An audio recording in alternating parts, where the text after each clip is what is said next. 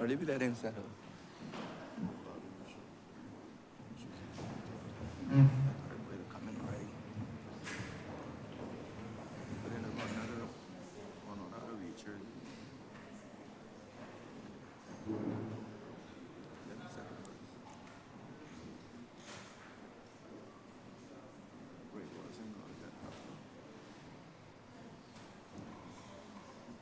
Get a cue from you, madam.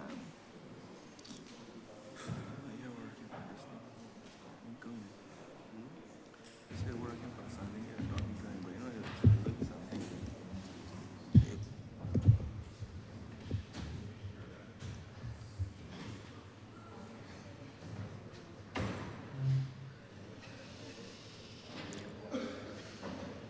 Honourable members,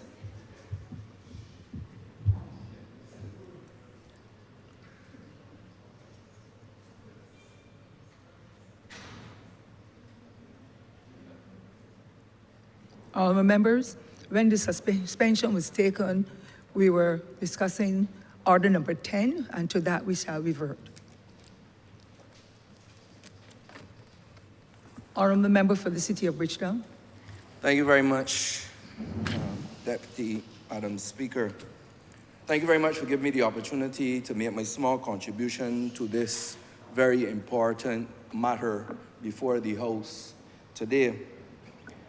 Former mentor and friend, the late Dennis Johnson, always reminded me, ma'am, that the true judgment of a nation or the leadership of a nation is not what it does only for the majority or for votes, but how it treats to minorities, the disenfranchised, the disadvantaged.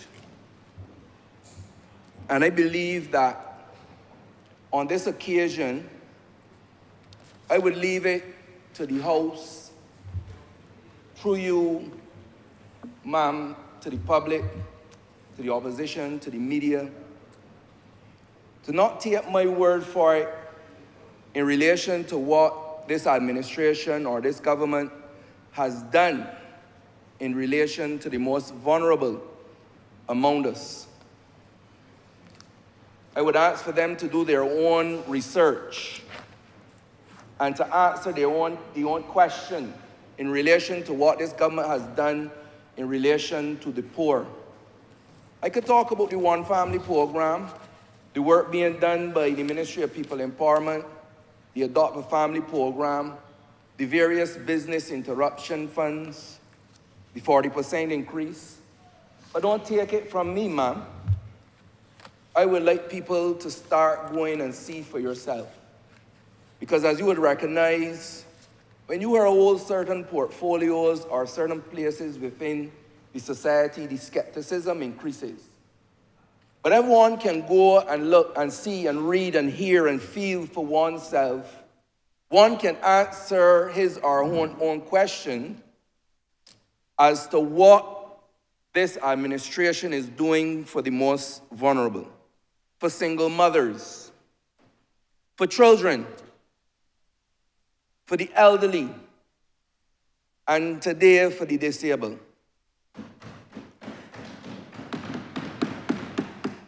Madam, the fact remains that with a minister in the office of the People Empowerment and Elder Affairs, with the heart of that minister, and with the dedication of the Honourable Member for St. James North, this country, this House, and the disabled community can feel rest assured that we will not only continue to bring policy, but that we will make practice of that policy.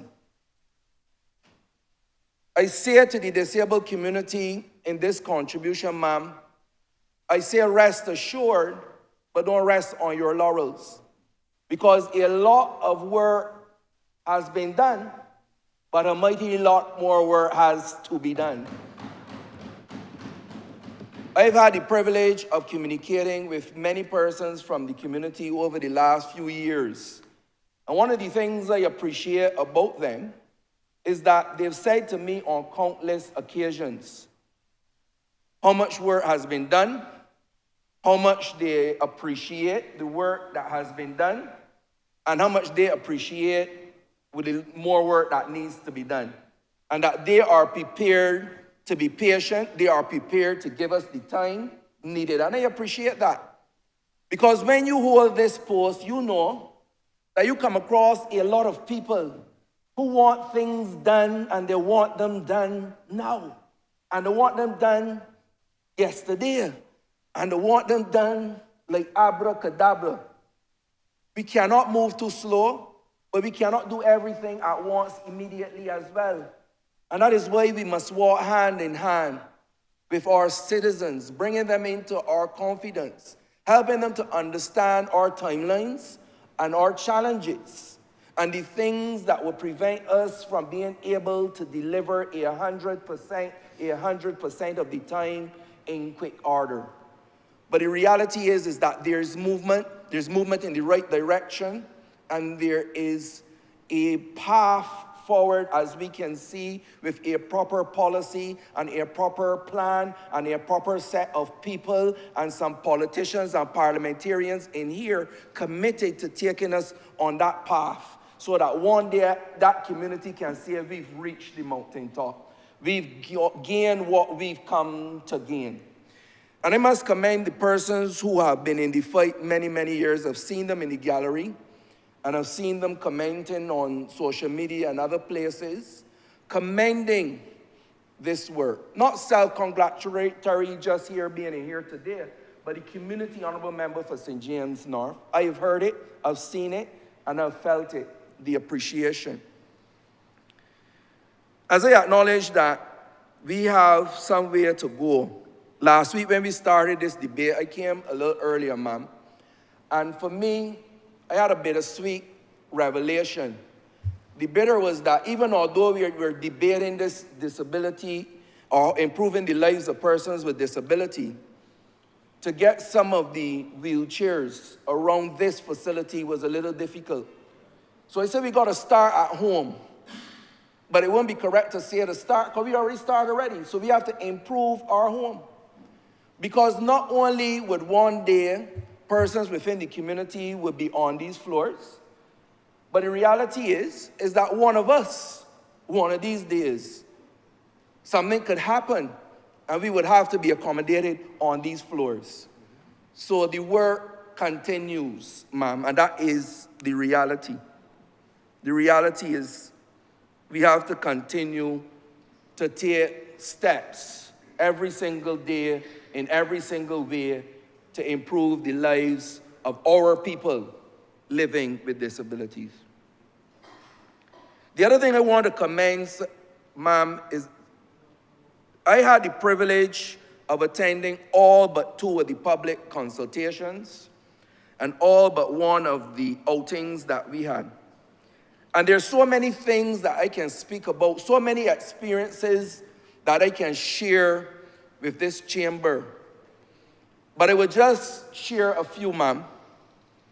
And one is, I commend the interest paid in their plight, because consultation after consultation was full. And it was not just full in number, in quantity, ma'am. It was full in quality of contribution. The interest paid gave even me as a policymaker that motivation to continue to fight and to keep the fire going and to keep the fire burning as we as an administration keep our promise to make a better life for all of our people. And those people are the people within the disabled community and all people in Barbados. I remember the outing at the beach. And I remember members of the community reminding me of like it was children at Christmas Day. Things that we take for granted. But the appreciation and the pleasure that they experienced as we spent the day at the beach reminds me of what a number of speakers spoke about here. That our job is not just about parts of a policy, but a holistic policy that ensures that this community is given pride of place when it comes to entertainment and recreation as well. And I share a story, as I like to do, from the parochial level of my constituency. When we first started this process, constituents came to me and said, I wasn't able to make the consultation, but I have a contribution, and my contribution will be made through my MP. And so done this evening. She said to me, I like the work that we are doing on various fronts. One of my concerns, and I called the Honourable Member for St. James North the same evening. She said, I would like my child to be able to enjoy simple recreations on places like the Atlantic Submarine and various things like that. Don't feel because we disabled that we don't want to go and enjoy these things too. So when you're writing your policy, don't forget that. So I called the chairman, the then chairman, and said, sir, don't forget that. Put that in there too. The sidewalks and all of that is good, but put it in there to ensure that the community can go and live and play and work and enjoy and be part of our society in every aspect. Bar none, ma'am, bar none. All and sundry, all inclusive. And I am very happy to say that as I look through the policy, as comprehensive and detailed as it is, it covers the parking, the built environment, the fully inclusive, the transport, education, being the two most raised thing in all the 76 consultations that we had.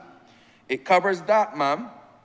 The businesses, the ability for jobs, social protection, and income protection, the increasing the standard of living, addressing the issues of health. It even looked at how do we get more persons living with disabilities involved in political and public life.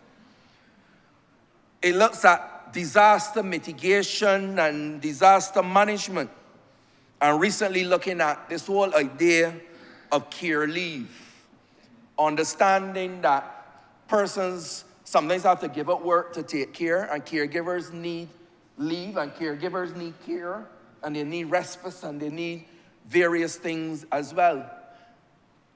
And ma'am, I am happy to report that the policy covers all of that. But even as we talk about the housing, the Honourable Member for St. George South indicated that in the first housing thing we opened this year, we ensured that the 20% was fulfilled.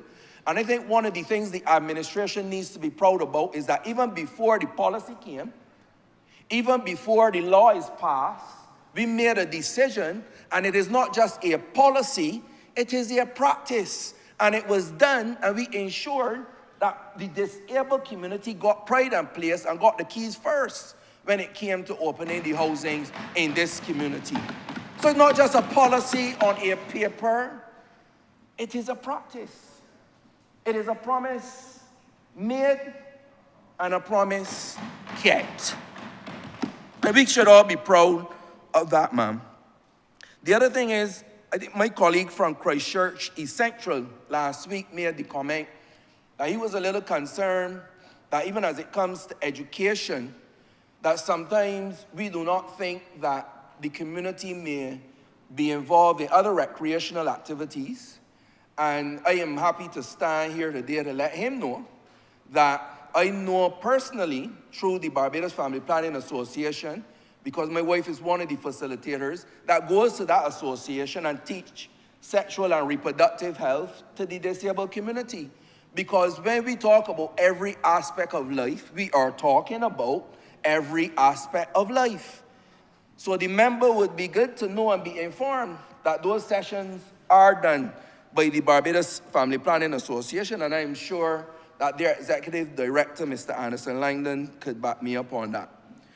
So in closing, ma'am, it is for me to say that the policy is here, the practice is here, the government has invested the money, we've increased the buses, we've increased the transport, we've increased the recreation, we've increased the time in terms of the educational policy for additional time for work. We've done a number of things. We've put the housing plan there. And at the end of the day, even within the area of law and order, we understand that the elderly and the disabled are particularly vulnerable to crime. And therefore, as we prepare our national crime prevention policies and plans, those are things also that we put in place. And the good old, it takes a village.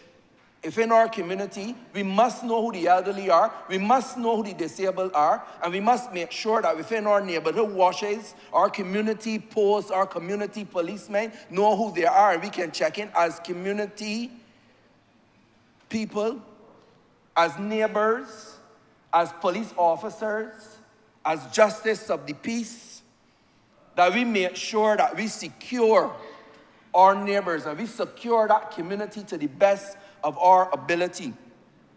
And that is why it is important that in here we continue the mantra and we continue to walk this walk and not just talk the talk, to ensure that we have a better life for all. And as a former member for St. Michael Southeast would say, let no obstacle be greater than the cause. Ma'am, I thank you.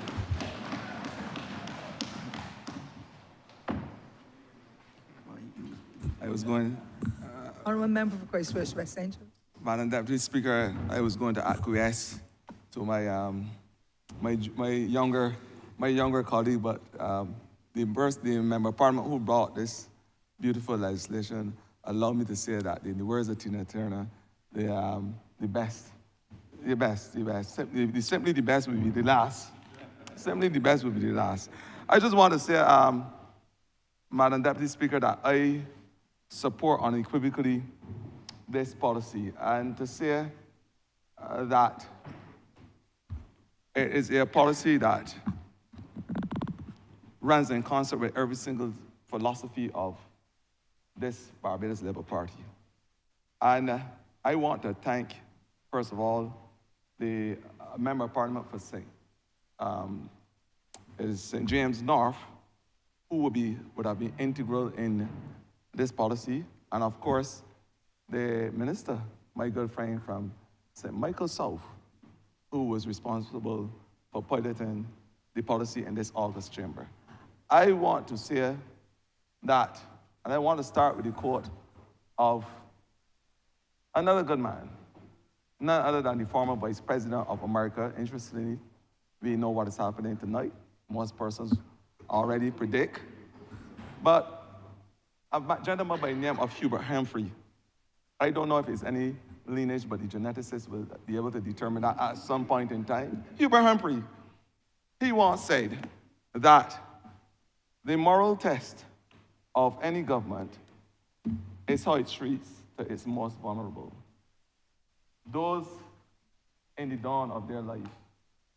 You would have heard the minister, the Member of Parliament for St. Michael South, brought legislation in here to protect those in the dawn of their lives, the children.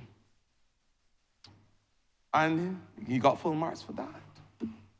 Those in the twilight of their years, those that will cause my heart to fibrillate sometimes, the elderly, and how we will protect those persons in the twilight of their years. Again, Minister, the MP for St. Michael South, I give him full marks. And lastly, those in the shadows of their life, those who are ill for whatever reason, those who are needy. We have a lot of those. And lastly, those in the disabled community. I want to say today, with this policy, we no longer have to say that there are 20-something plus persons in this disabled community in Barbados who are living in any shadow. I want to say that this policy, in the words of Chris Rice himself, would allow us to take your candle and light up your world. It will allow those in the disabled community to illuminate their space. So no longer are you considered with a policy like this, which will roll out in concert with good legislation, no longer will you have to remain in the shadows of any space in this country, Barbados. You can now live, as is your right, the Barbadian dream, the dream that each one of us Each one of us comes here at this parliament to represent the Barbados dream. I want to say that it is personal for me. It really is. And when you reflect, because you must look at the contrast. People talk about the lost decade, but in the last decade, it was not only education, it was not only 24 downgrades that spoke to a new grade of down. In this August chamber, we heard about sheep down too. We heard about sheep. But it is not only that, but Madam Deputy Speaker, and I think that you could recall better than me, we had a situation where in the NUPW building, persons with disability were placed in an area where you had to walk about 26 steps or so. An onerous task by any stretch of imagination. 26 steps. My good friend in my constituency in the Fulcrum of Christ Church, who I will speak to later, will count the amount of steps. He will tell me 24 or 25 or 26, so whatever it is, he will correct me. But about 26 steps to go so that they could get the attention that they need. And we thought that it was a cumbersome and onerous exercise for those persons. And the first order of business from this government, first order, and this was since 2008 or so. And the first order of business in 2018, we decided as a government that this is not the way how persons who are wheelchair users. I was made to make that correction.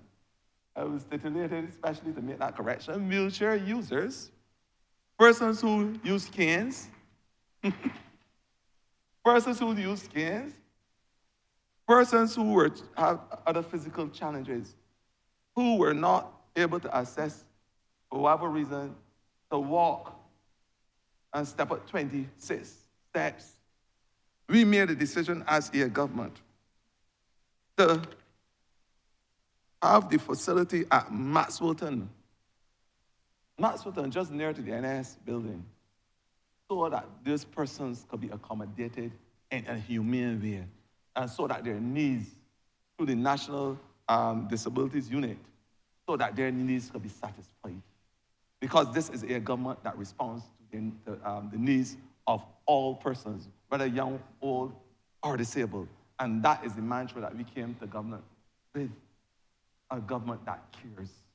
And so we decided to put a facility, not only to accommodate the physical needs of persons with disabilities, but I must tell you, one that allows, because of the aesthetics, because of the natural environment, the natural built environment that allows for the balance of humors, so that you can have the holistic being built out.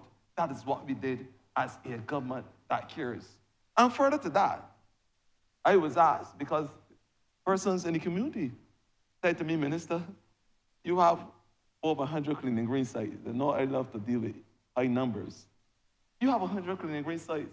You have to get one for the disabled community too.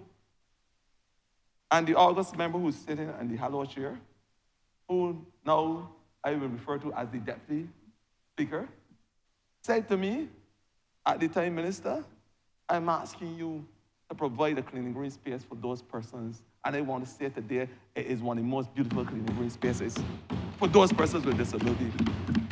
With swings and disabled friendly benches and what's not, we put there for those persons, because we understand that there must be a holistic built out of any environment that facilitates those persons with disabilities. I want to say, because it is personal for me, and it is no secret in Barbados, and when I extend my vocal cords to say this, I don't have to reflect on John 8 verses 44, which speaks to the devil being a liar. I'm not a liar. So I can say today that one of my best friends in the world, in the whole wide world, none other than I was looking for the member of parliament for St. George South, because he's not allowed to steal my thunder. My best friend in the world, none other than Mr. DJ himself. He allowed me to call his name, Madam Deputy Chair, so don't look at me and with any angst, he allowed me to call his name. I want to say to him, and please allow me to do what that which he had allowed me to do earlier. Prior to him having lunch, he may change his mouth now, because in Bajan parlance, he may got a belly full. And sometimes that affect your cerebral function.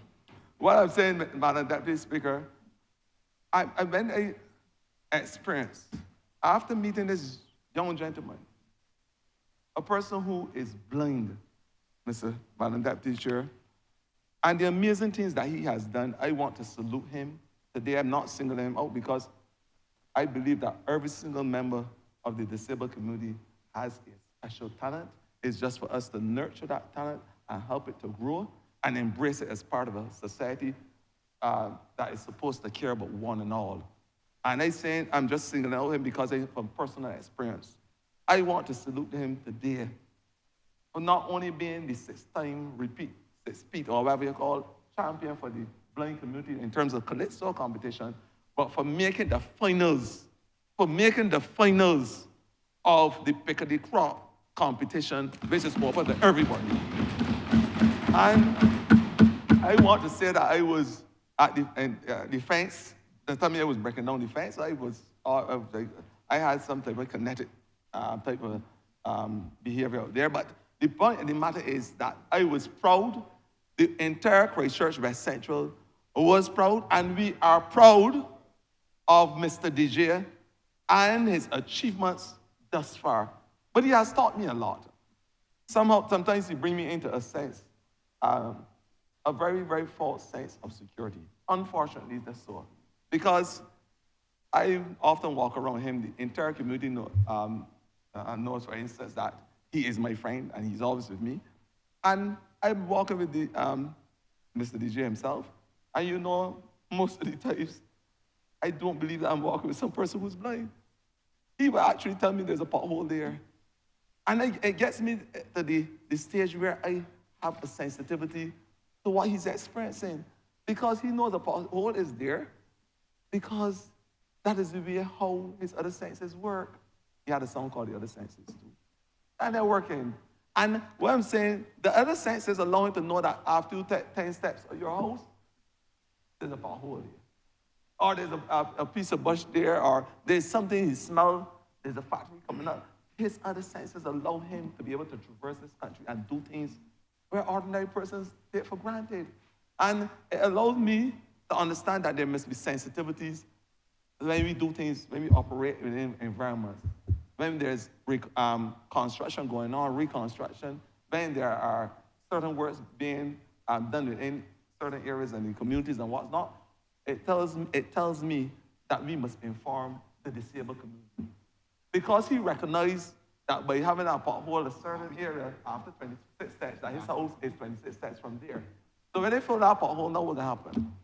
It throws off his radar. So he should be informed. No, we take these things for granted, but we must inform those persons in the community about all the activities around them so they will understand their space. And so he has brought me to a level of sensitivity that I didn't have before. And I want to thank him for it because it gives me another level of appreciation for persons with disabilities and the challenges that they encounter every day.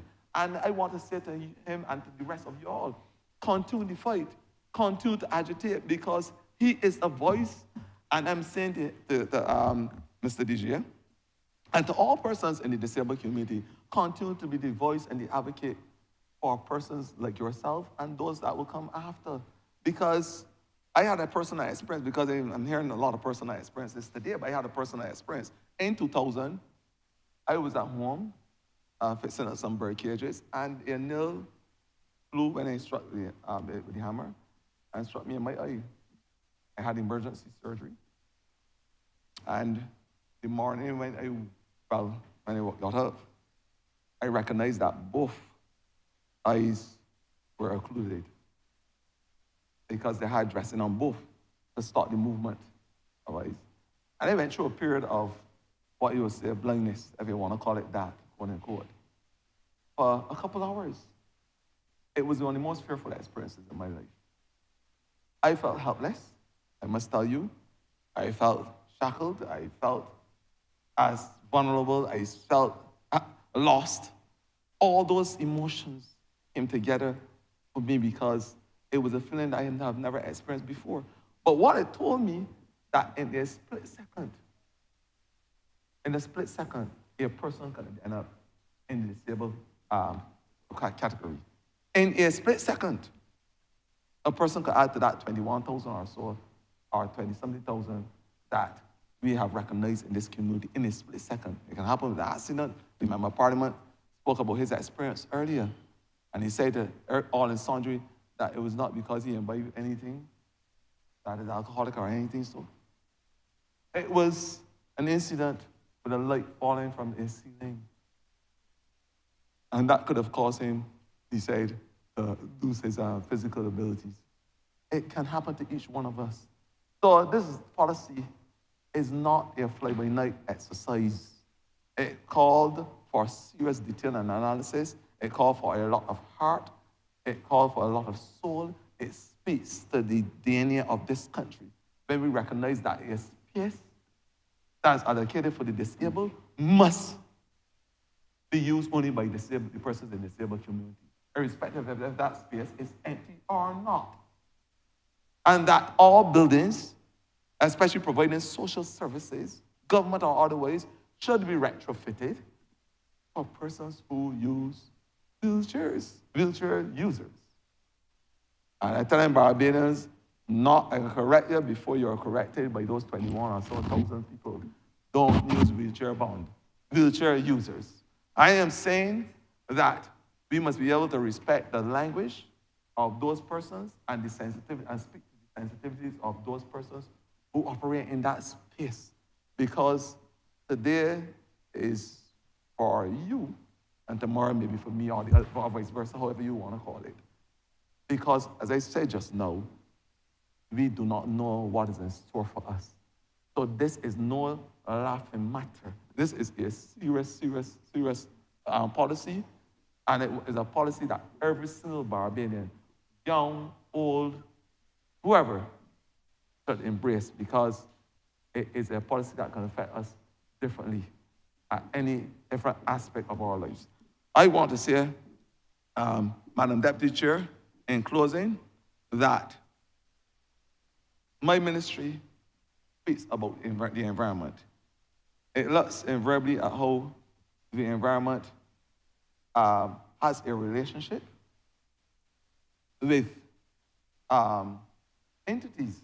It has a relationship with ecosystems.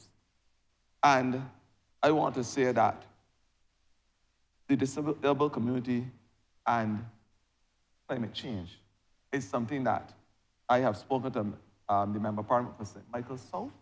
I intend to work closely with him because climate change affects those persons in the disabled community in a different way than it affects normal persons. And we can recognize, because those persons will tell you when there is a disaster, they are most vulnerable. Flooding, wildfires, it's all over the world. Data would suggest that about there is a 4% or so in chance of increase as it relates to the vulnerability of persons with disability and the ability to access resources when they are faced with a disaster. Flooding, extreme heat, you name it. How persons in those communities adapt to the vagaries of climate change is a conversation that I intend, and we have started with my minister colleague, the Member of Parliament for St. Michael South, and I will be a big part of that conversation because, and even disaster risk management for persons in that community. These are the type of conversation we need to have, because you will have to start looking at food security and the access to food, to health care, to all these things that are affected by climate change. I am saying that the persons in the disabled community, you all have my unreserved, unbridled, unequivocal, unmatched support as it relates. And I know that Mr. DJ will illiterate in sound as it relates to the support and to ensure that what we do in terms of building out our environment speak to the needs, the essential needs for those persons in terms of mitigation and adaptation to those members of the disabled community. I am happy today to be able to extend my vocal cords. I may not be able to sing as lustily as Mr. DJ himself. I may not be able to write a song that speaks to the other senses, but I know one sense that is working and that has worked for every single member of this August chamber is the sense that recognizes that this policy is the best policy to be able to protect those persons in the disabled community. And that other sense is common sense. I am obliged. Member St. Michael Noor. Thank you, Madam Deputy Speaker. I am happy that I can rise now without any other persons or any other members seeking to get up before me. And I'm happy to be able to make this contribution this afternoon. Not necessarily, but I'm very happy to be able to lend my voice to a very important discussion, and we call it a debate within this chamber. And even at the outset, I want to congratulate the various individuals who would have put in their blood, their sweat, their tears, all of their skills and talents into making what we are debating today, this resolution on the national policy for improving the lives of persons with disabilities possible. Of course, the minister himself, who would have led and piloted the bill in this honorable house and would have ensured that we were able to reach this point, the honorable member for St. Michael South, Madam Deputy Speaker, yourself, who would have played an integral role even as this policy and the intention of this administration to establish such a policy would have been communicated since 2018 when this administration first took office. I also want to acknowledge from the floor of this House the contribution of the honorable member for St. James North, who not only in this particular piece this resolution today and this work and report that has been presented to us, but even through his entire career and his life, and as long as I have known him for sure, has been a very strident and ardent advocate for persons living with disabilities in ensuring that they get a better deal within our country. I also, Madam Deputy Speaker, would like to acknowledge the contributions of Senator Boyce in the other place. And I go even further to acknowledge every single member of the disabled community, those many of whom are represented here over the last two sittings of this House. I want to, at this point in time, acknowledge every single stakeholder who has made a contribution to this resolution, to this report, and ultimately to this legislation. Madam Deputy Speaker, as I sat here over the last two sessions, I asked the question, why wouldn't a caring, progressive administration want to bring a resolution of this nature to this House? Why wouldn't a people-centric and humane government want to ensure that there were policies and legislation that included every grouping of persons, vulnerable or otherwise, within our society? And in particular, why wouldn't we want to ensure that as an administration, a progressive government, a forward-thinking government, an inclusive administration, why wouldn't we want to ensure that persons living with disabilities felt like they had not only a stake, but a place, a real place to be able to make a real contribution and difference in the land of their birth? Why wouldn't an administration see this as the normal thing and the right thing to do? And it caused me to reflect, Madam Deputy Speaker, on many things, but one of those quotes, and we've heard it in many different iterations today. But I believe the one that I want to focus on as I begin this contribution is the one in the way that Gandhi would have put it. And he said, the true measure of any society can be found in how it treats its most vulnerable members. The great Mahatma Gandhi, he said the true measure of any society, that any grouping of persons can be found in how it treats its most vulnerable members. And Madam Deputy Speaker, there's no doubt in my mind, and I'm sure there's no doubt in the minds of all the members on this side, that this Barbados Labour Party administration has demonstrated time and time and time and time again that we are not only mindful of the most vulnerable amongst us, but we are constantly seeking wherever possible, Madam Deputy Speaker, to introduce policies, to introduce legislation, to bring to bear programs and initiatives that will improve their lives. After all, this is the administration that brought the Child Justice Bill, the Child Protection legislation. This is the administration that brought a policy just recently on aging to ensure additional protections and improve conditions for our mature citizens, yesterday's children. It was this administration in looking after the vulnerable that decriminalized vending so that they could ply their trade without fear. It was this administration that increased pensions, Madam Deputy Speaker. It was this administration that adjusted our tax structures to allow persons who are earning up to $25,000 not only to pay no income tax, but to also benefit from the reverse tax credit. It was also this administration in looking after the vulnerable to introduce the compensatory income tax credit for those between the $25,000 to the $35,000 tax thresholds.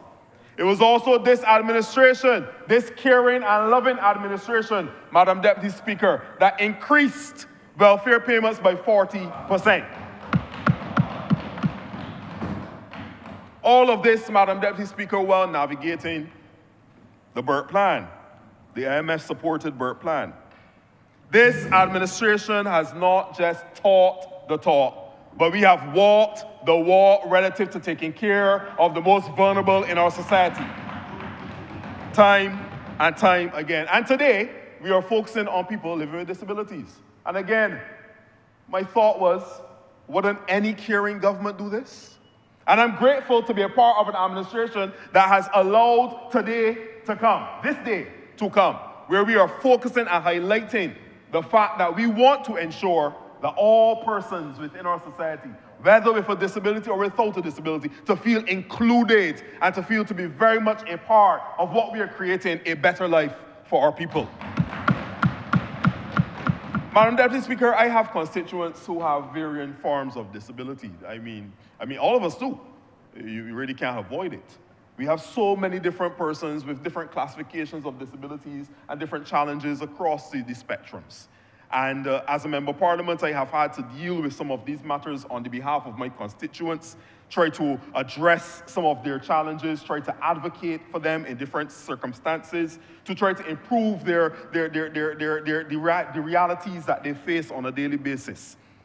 And I want, therefore, not only to speak as one who has a ministerial portfolio, but one who is a Member of Parliament first and foremost, to ensure that the people of St. Michael North know that they have a government that not only hears them, but a government that sees them and a government that feels them and is going to do whatever it takes to ensure that this environment that we are creating for them, make sure that they have a pride of place.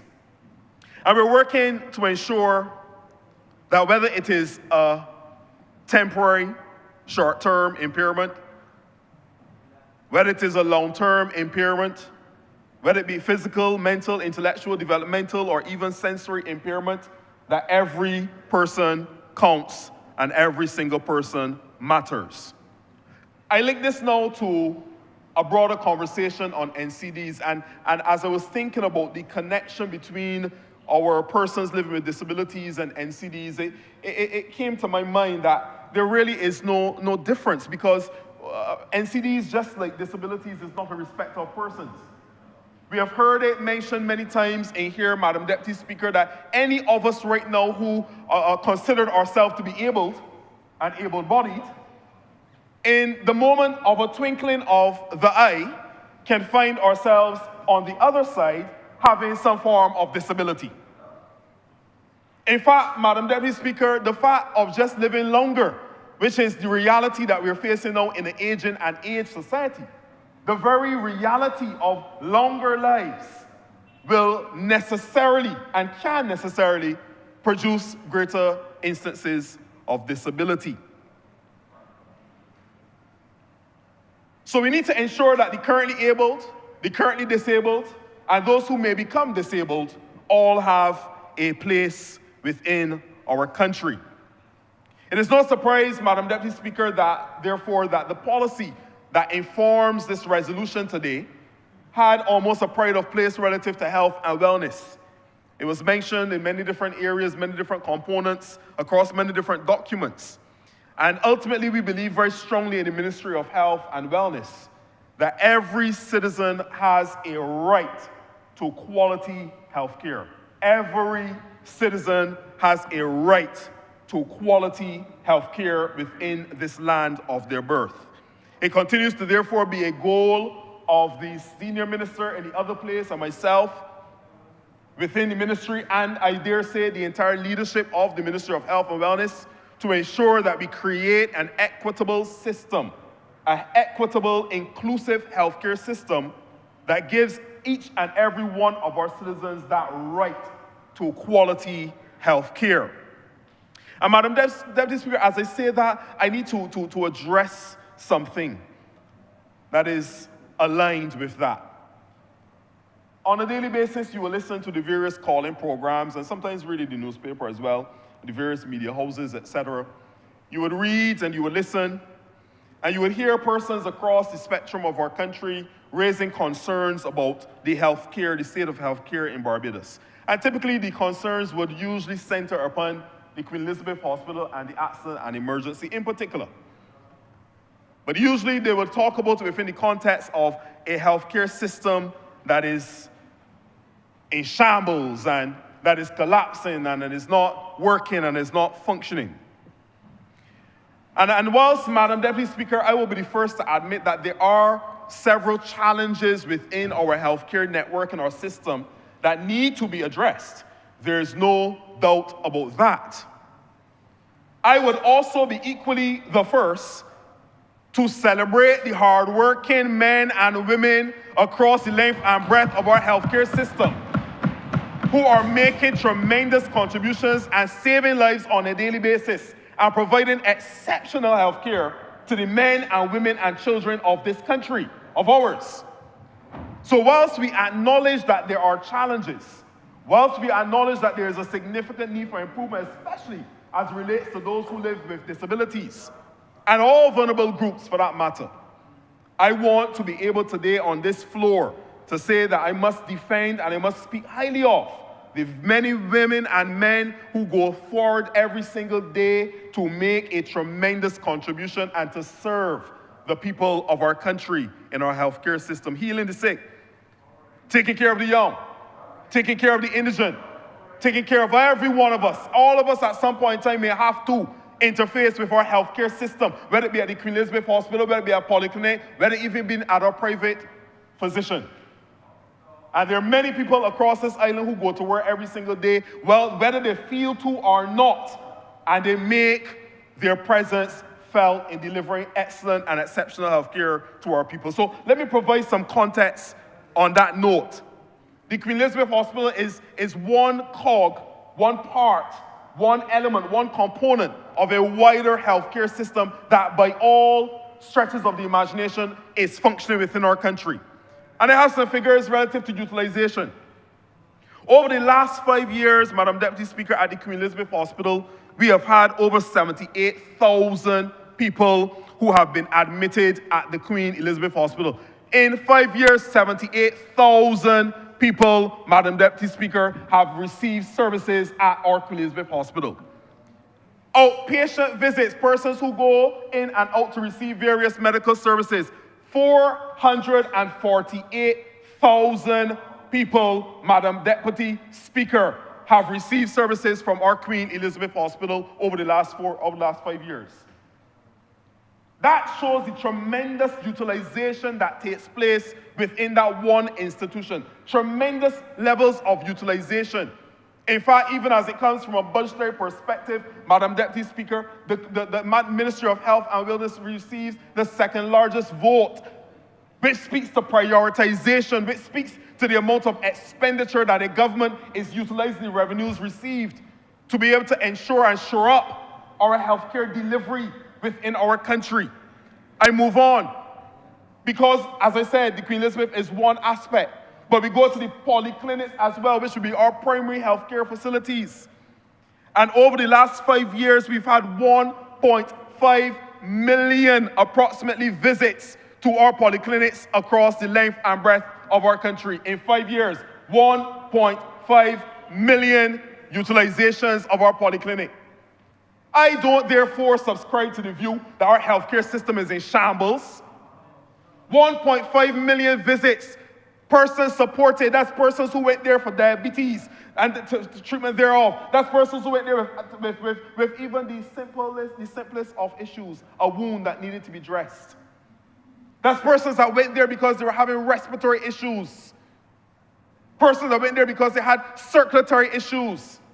All types and brands of medical situations have been dealt with throughout our healthcare system. And whilst we understand and acknowledge again that there are some difficulties and some challenges where we do believe and we admit that the level of care can be improved, I want to assure the people of Barbados, our healthcare system is working. It is working. It can be improved and it will be improved over time. But it is delivering to the people of Barbados day in and day out. 1.5 million visits at our polyclinics over the last 5 years alone. And therefore, Madam Deputy Speaker, I believe that we can only get better from here.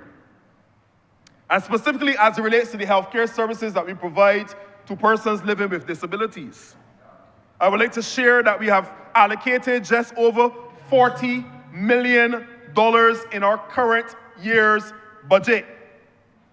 $40 million has been allocated across the Albert Cecil Graham Development Center and our psychiatric hospital alone for direct spending relative to providing services to citizens who live with disabilities. $40 million just across those two institutions alone. At our polyclinics, even more spending is seen and observed. And we provide many services there, in particular physiotherapy at our polyclinics. And I want to say to this honorable chamber that the number of physiotherapy appointments in polyclinics has been steadily increasing over the last few years. This is also a sign of the times. There are more persons who are becoming disabled, or even if it is in a temporary circumstance or long-term circumstance, there are more persons who are attending polyclinics to receive physiotherapy. 1,222 appointments were given in 2019. 1,662 appointments for physiotherapy was observed in 2022. And Madam Deputy Speaker, 2,250 physiotherapy visits took place in the year 2023. 2,250 persons would have received physiotherapy during the course of 2023. Not only physiotherapy is a service that is offered at our polyclinics, but speech therapy as well. And this is a big one, Madam Deputy Speaker. And I must say to you that this one is also steadily increasing over the years. In 2019, we had 265 appointments for speech therapy. In 2022, we had 618 appointments for speech therapy. And in 2023, last year, we increased to a whopping 771 visits and appointments for speech therapy. So within the community of those living with disabilities, where physiotherapy and speech therapy are two of the core therapies that they would receive, as I said, whether it be for temporary disability or for long-term and permanent disability, we have seen a steady increase within our polyclinics for speech therapy and physiotherapy. I'd also need the chamber to know, Madam Deputy Speaker, that we provide quarterly doctor's visits to persons living with disabilities. Quarterly doctor's visits are available to persons living with disabilities. In addition to that, we have district nurses across the various catchment areas in our country, where these district nurses will attend to persons who have wounds, assist in the preparation and sometimes administration of insulin, and they also check the vital signs of our persons living with disabilities as well. These are services that are already available to persons living with disabilities within our country. I go further, Madam Deputy Speaker, because even amongst the vulnerable grouping of persons who live with disabilities, you also have children who are living with disabilities. And these are especially catered to through our Albert Cecil Graham Development Center. This is funded by the Barbados government. It offers services to children from birth to 21 years of age. And I'm going to go through some of the various services that are offered, because I know that even though we have these things available to our people, and they have been available for many years, many of our citizens do not know. They're not fully aware of the various services that have been provided by various administrations over the years. At the Albert Cecil Graham Development Center, we provide occupational therapy. And this assists our children with being able to master certain skills, whether it be feeding, dressing, and grooming of themselves, fine motor skills, growth motor skills, and of course, their coordination, hand-eye and otherwise. Beyond occupational therapy, Madam Deputy Speaker, we have physical therapy that is done, again, physio. Speech therapy that's also offered there. And even as I mentioned speech therapy, we right now, and has been said, is not a secret, we have had a significant backlog. I believe it's just over 400 appointments or 400 persons that are right now waiting on a backlog for speech therapy service. And that is due to the fact that we right now only have one speech therapist within the entire public service. A travesty. We wish it were different. But unfortunately, it is what it is for now, and we're working to see how we can address that by bringing more persons in. We have also, even through this year and through the Ministry of Education, we have once again advertised for the National Development Scholarships relative to speech therapy as well. So we're trying as an administration, as policymakers, to see how we can attract more speech therapists into our system. And beyond that, since joining the ministry in January of this year and meeting with the team and the management at Albert Cecil Graham, I've been asking them, where can we find more persons, even within the private sphere, that may be able to give of their time as they give back almost to their nation, to their country. We've been looking outside of Barbados, and we've even turned our attention to inside of Barbados.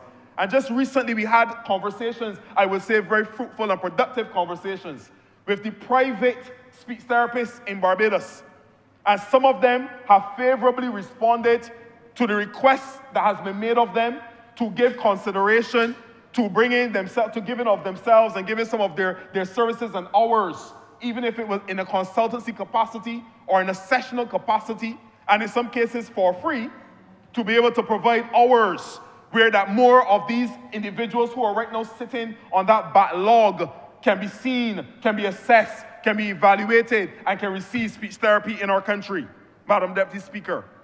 At the Albert Cecil Graham, we also provide audiology services, psychology services, social work as well. There's a medical department. There's, of course, a day nursery that takes care of our children from 0 to 5 years old. And for children who are 6 and over, there's school, where they go to school every day and they learn the same things that they will learn in any other school or any other educational facility, of course, catering to their various needs. And beyond the school age, let's say up to 16 or so, we have for our young adults, we have a workshop as well, where we're teaching our young persons who are living with disabilities vocational skills that they can use either for their own entrepreneurial pursuits, even for their own therapy, their own therapeutical engagement, or even just so that they can feel like they have a place within our society. So, Madam Deputy Speaker, within that one facility, you can see already that there are many services that cater to persons who live with disabilities. I move on very quickly, Madam Deputy Speaker, to the area of mental illness. And mental illness, of course, is recognized as a distinct category of disability within our country. And there's a lot of social stigma that is still associated with any kind of discourse relative to mental illness, mental health, and wellness. And this stigma, unfortunately, prevents persons who are living with disabilities or that are dealing with those mental illnesses, it prevents them from coming forward to seek assistance or seek any sort of support. It prevents them from seeking out these services that may be able to help them to improve on those mental illnesses that they're facing. And we believe as a foundation, when it comes to our mental health and mental illness, that there's a right to the access of mental health care in our country. And with that, Madam Deputy Speaker, we are right now in the process of developing brand new mental health legislation, which explicitly grants every person in Barbados with the right to access to mental health care and treatment without discrimination, Madam Deputy Speaker, without discrimination, regardless of their race, their gender, their sex, their sexual orientation, their religion, their culture, their social or political beliefs, their class, their disability, or any other basis. So the new suite of legislation that we're bringing relative to mental illness in our country is going to be entirely non-discriminatory, and at its very core is going to be making it a right to access mental health care services within our country. The psychiatric hospital itself, Madam Deputy Speaker, is doing a fantastic job of providing support to persons who have mental illness. In 2023, we had 770 home visits, 643 clinic visits, 946 follow-up visits, and 749 clinics were physically seen at our assessment center at the psychiatric hospital. Those are large numbers, but they represent individual Barbadians who are at some point and some stage of life battling and dealing with some form of mental illness, and they were able to go to the psychiatric hospital to be able to receive services in those times of needs. It must also be noted, Madam Deputy Speaker, that the Ministry of Health and Wellness in 2019, with assistance from the WHO and PAHO, we actually created the Barbados National Disability Health Policy. This is a policy that already exists within the Ministry of Health and Wellness within our island. And there's some key points that it would have gleaned and lifted from this national policy. One, accessibility to healthcare facilities, and you will see how it aligns very closely to what is being discussed in the report and in the same policy, in the same resolution that we're debating today. Accessibility to healthcare facilities. Two, assistive technologies and the use of such relative to persons living with disabilities. Three, healthcare worker training and the importance of having healthcare workers that know how to handle and how to work with various persons and various levels of disabilities that they will interface with. And four and five, mental health services. The policy acknowledges that that must be a right given to all persons. And what is the Ministry of Health doing, therefore, in these areas of focus and priority coming out of our own health policy internally, but also the policy that we are debating today and discussing today? One, relative to health services access. We want a Barbados and a Ministry of Health and Wellness that removes all barriers to health services. One, how are we doing that? By removing and reforming laws and creating health policies that will simply eliminate discrimination. Yes, Madam Deputy Speaker. Now, this in itself is a work in progress. Legislation that has been on the books in some cases for decades will take some time to review, will take some time to reform, but it is a work in process and progress. establishing dedicated disability health services across mental health, oral health, and NCDs, non-communicable diseases. It was mentioned here a few times about the difficulty that persons with disabilities have when it comes to receiving dental care. And we acknowledge that, and we do want to encourage and establish over time dedicated health services relative to oral health, non-communicable diseases, and mental health.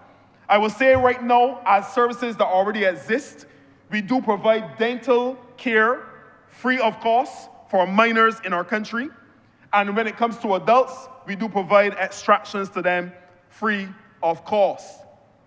Persons with disabilities are seen mostly with Honourable Winston Scott Polyclinic as it relates to dental services. And children who are a little bit more difficult to manage in terms of their ability to sit still or the discomfort that they experience when undertaking dental procedures, they are often seen by the QEH at our oral surgery service. And this is also done as a service on a monthly basis. Again, persons here may know of these services that are available, but the general public, I find in interacting with my constituents, I find that in many cases they're not well aware of the many services that are available to them. Of course, there's work relative to our healthcare workers. We want to ensure that there's sensitivity training that is done, and even more specific training will be undertaken. And of course, I want to share what has been shared in the public domain many times. There is a massive renovation project that is being undertaken that is about to be commenced with our polyclinics across our healthcare system. And as they are renovated, and in some cases fully rebuilt, we are ensuring that accessibility to persons living with disability is a very prominent feature in the renovations and in the rebuilds of our polyclinics. Financing and affordability. This is the second item that we will focus on relative to health policy in our country. And we need to ensure that we advocate for reduced out-of-pocket expenses and costs for persons living with disabilities, and we want to enhance affordable health insurance options for these individuals in our society. And Madam Deputy Speaker, even as I say this, it has come to my attention that there are insurance companies, whether here in Barbados or even across the region, across the world, where there's a level of discrimination when it comes to persons living with disabilities. They consider them to be pre-existing conditions, and in some cases, they are hesitant and even refuse to offer insurance coverage, health insurance coverage, even life insurance coverage to persons living with disabilities. I therefore want to use this space and this time that I have to implore our various insurance providers in Barbados. There are many places across the world that have found creative policies and creative structures to policies that would allow for them to be able to incorporate and include and provide coverage for persons living with disabilities. There should not be a person living with disabilities in our country that is declined or discriminated against relative to health insurance in our country. It simply should not happen. So they need to think outside the box, find creative ways. If there's a challenge, find a solution. As one of the most honourable members who sat in this house would have said, face it and fix it. Whatever the challenge, face it and fix it. Wind it down, Madam Deputy Speaker. Number 3, social protection against abuse. And we're working closely with the NGOs. There are many NGOs that serve and work with persons with disabilities. And the Ministry of Health just in September would have had an NGO forum where we brought together those NGOs, many of them health focused, many of them working with persons with disabilities. And my team and I have met and have instructed the team to work with individual charities and NGOs now going forward to see how we can build out new policies, fresh policies that will better cater to our persons who are living with disabilities. I go on, Madam, as I close, to just highlight a few simple measures that I thought of as we've been looking at this conversation and having this conversation relative to persons with disabilities. And it has been said in different ways. But one, we need to look into ensuring that there's a way of letting persons know if their appointments, medical appointments, have been canceled. This is something that I heard coming out of the NGO forum first, when members of the hearing impaired community would have spoken. There are two things that would have come out in that NGO forum. One, not knowing when appointments were canceled, not being told in advance. And then two, sitting within the healthcare institution. And unfortunately, because they would not be able to hear when their name was called, being overlooked when their scheduled time and appointment was called. These are things that must become a thing of the past in our country. With the aid of technology, there's no reason why we cannot ensure that a person living with disabilities is alerted and informed well in advance of any changes to his or her scheduled appointment. An alert should come, a notification should come, an email, whatever it must be, to be able to let them know the doctor is not in today. Do not spend the taxi fare. Do not ask for the lift to come down to the polyclinic to sit down and wait for 2 or 3 hours, then to hear that the doctor is not in today. We need to do better as a country to ensure that persons with disabilities are notified if there are changes to their appointments. Number 2, seek to ensure that there's a dedicated window at the hospital and at every polyclinic to allow those with disabilities to be able to receive their medication, their pharmaceuticals in a speedy way. They are vulnerable. They are a vulnerable group, and therefore we can provide additional accommodation for them in such a simple way. Number 3, cadre of persons across all. There should be a cadre of persons across all healthcare institutions who can communicate through sign language, Madam Deputy Speaker, for those who are hearing impaired. All we have to do is train. If we train enough of them, you can have at least 1 or 2 persons on every shift, so that if a person comes into any healthcare institute or polyclinic, the Queen Elizabeth Hospital, anywhere, that there will be somebody there who can be called at a moment's notice and can provide the sign language that is needed so that communication to that person is effective whilst they're there. Number 4, there are only 6, ma'am. I'll wind it down. Number 4, I believe that there need to be support groups and other psychological support services that will cater to those who are newly confronting disability. As I sat here, Madam Deputy Speaker, I thought to myself, there are persons who are born with disabilities and they learn how to shape their world because of being born with disabilities. But then there are persons who fall into disability as life goes on. And for them, that is almost like a culture shock.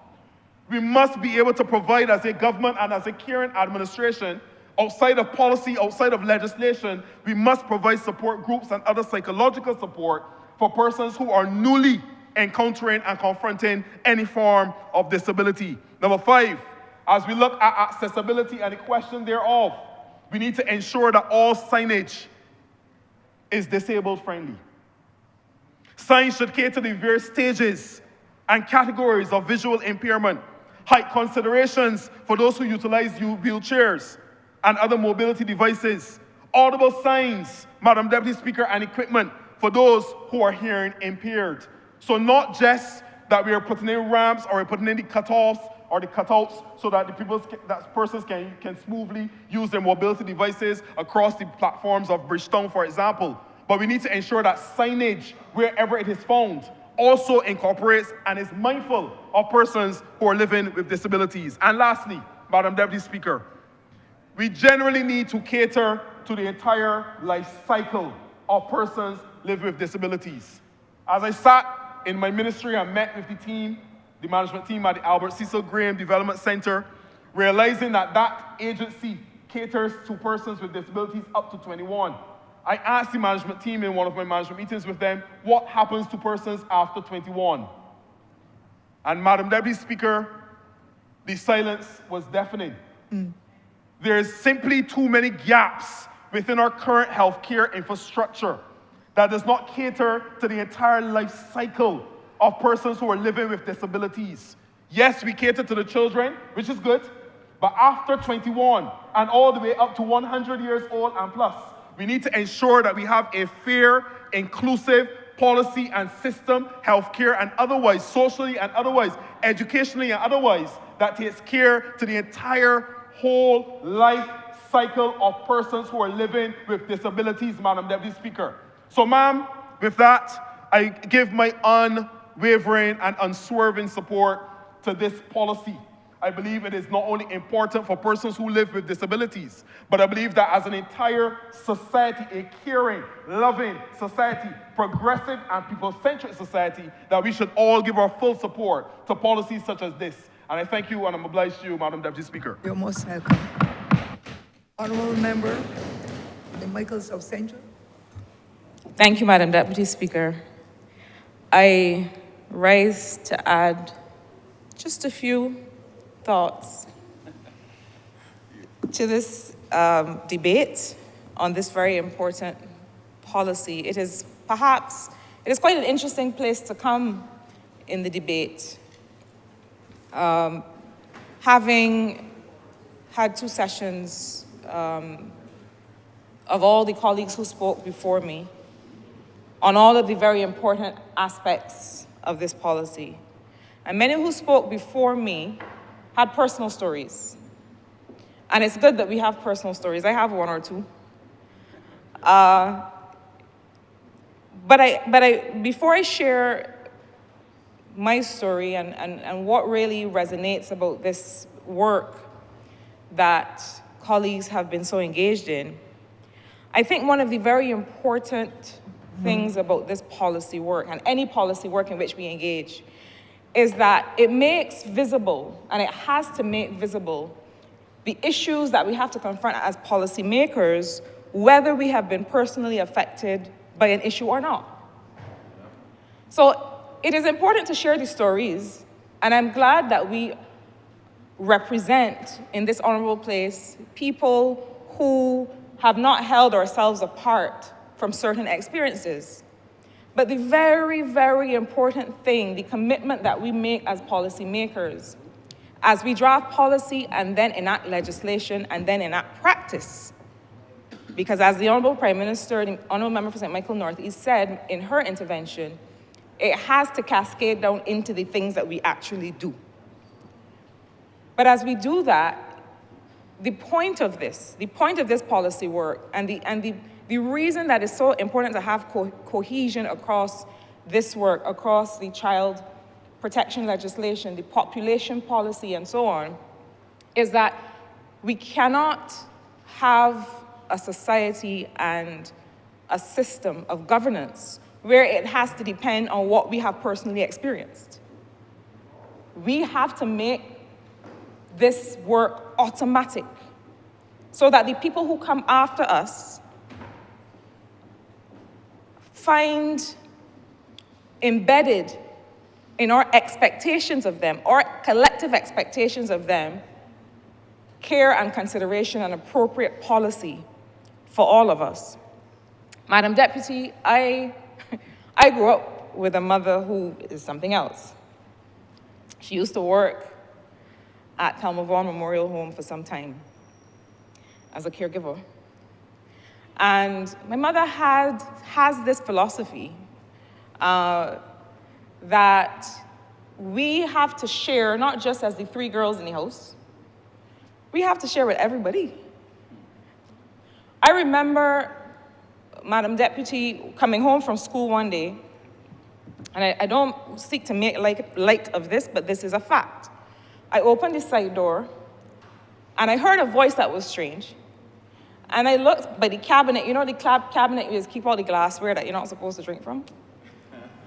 I looked by the cabinet and I saw a prosthetic limb leaning up against the side of the cabinet. And I thought, well, that wasn't here when I left this morning. And I came inside the house and there was a young man that my mother had brought home for the weekend to stay with us.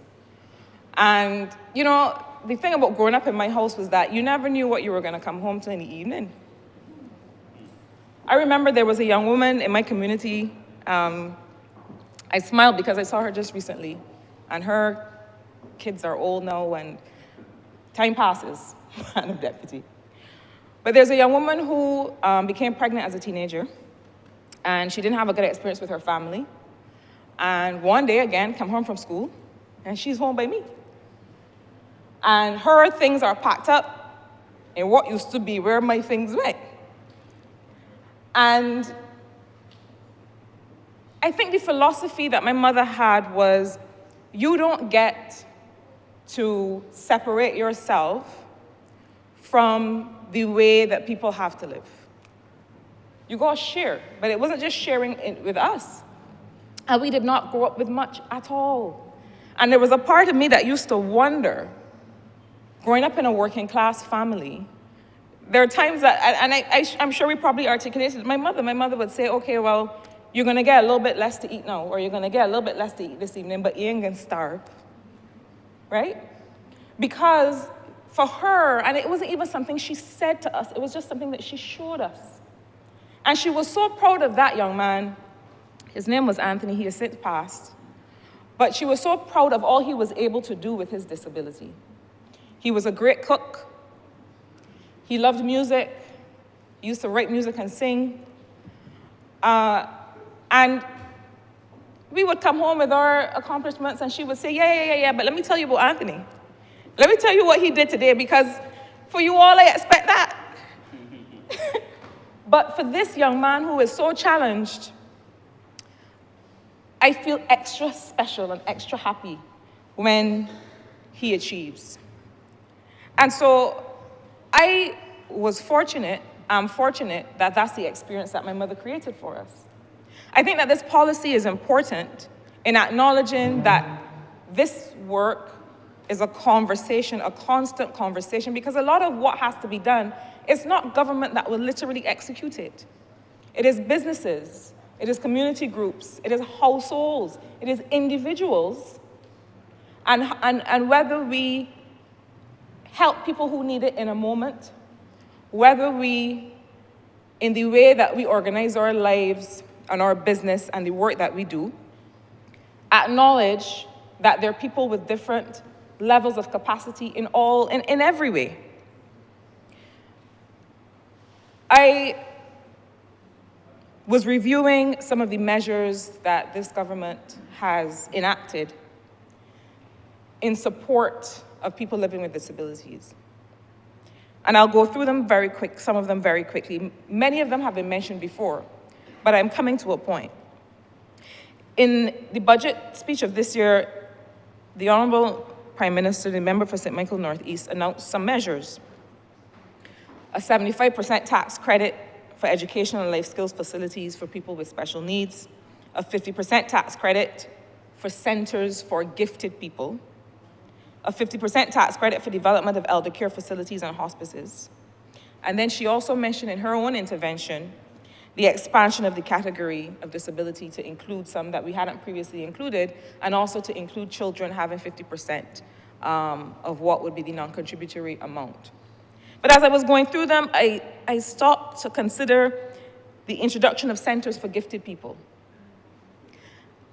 And the fact that capacity and capability is a spectrum along certain lines. So for example, my first godson has autism. And when he left Barbados and went overseas, he ended up being enrolled in a school for gifted people because he is gifted. He is gifted in a particular category. And I think that one of the things that we're coming to appreciate, and the Honourable members who work in education are probably starting to appreciate this more than any of us, that we have to be able to cater for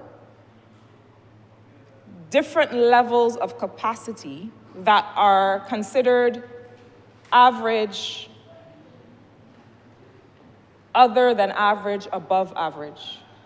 So when we're talking about catering for different levels of capacity, and sometimes that means that you're talking about people whose talents have to be nurtured in a different kind of way. And I think it's an important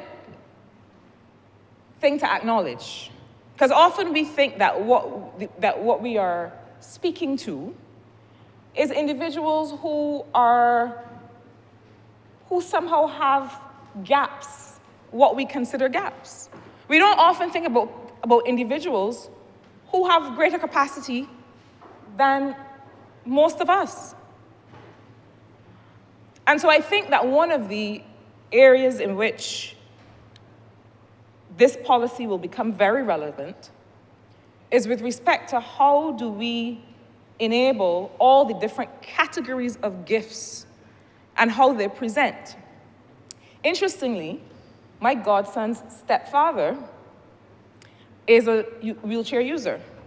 And he became a wheelchair user because he was on a job site and something fell on him and he became disabled, lost the regular use of his legs. He then became one of the top Paralympic athletes in his state and has been involved in different kinds of sporting activity that in both cases in that family, both with respect to my godson and with respect to his stepfather, happened to be in an environment that completely embraces and contributes to and invests in those special gifts. So yes, there's an extent to which we have to bring the existence and the actualization of people living with disabilities up to a level, but we also have to bring it past the level. Because in many cases, we are dealing with gifted people. We are dealing with people who may have a disability in one area and superior ability in another area. And I know that the Honourable Member for St. Michael South is not going to be contained by an understanding of disability that keeps us only dealing with what we perceive as gaps, but will also take us to the place of what we could perceive as extreme attributes, from which the rest of us do not benefit, but that we have to make space for. Madam Deputy, I mentioned the population policy because I'm a big fan of policy cohesion, as is the member for St. Michael South, whose bread and butter this area is. And I am reminded of the population policy that says that the post-independent social contract recognizes the state's obligation, and this is already a document of the House, recognizes the state's obligation to provide universal access to quality free education and training, quality universal health care, access to affordable land and housing, the protection of public spaces and the environment, respect for diversity, fundamental freedoms, rights and responsibilities, and equality under the law. Equality under the law is really what brings us here. Equality in all aspects of expression is really what we are discussing today.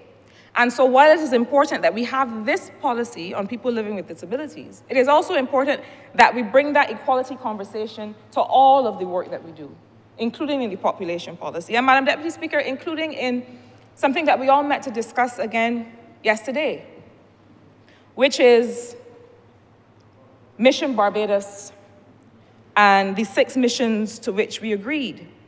And I mentioned these policy documents because I think it is important to understand that we are not just addressing the lives of people living with disabilities in the context of a policy. We are addressing it in the context of every single thing that we do. And we have to be true to this policy in everything else that we're doing, so that we're not just coming back to say, oh wait, it was in the policy? It doesn't have to be in the policy. We have to do it, because we are committed to equality of all persons. So when I look at the mission objectives, and in particular, when I look, and we have 6 mission objectives, when I look in particular at mission 2, transform Barbados into a country of active, involved citizens who feel empowered and engaged in the social, economic, and cultural development of the country as confident, creative, compassionate, and entrepreneurial citizens, we have to do that for people with disabilities. We may not have used that language in the policy, but we make a commitment to do that.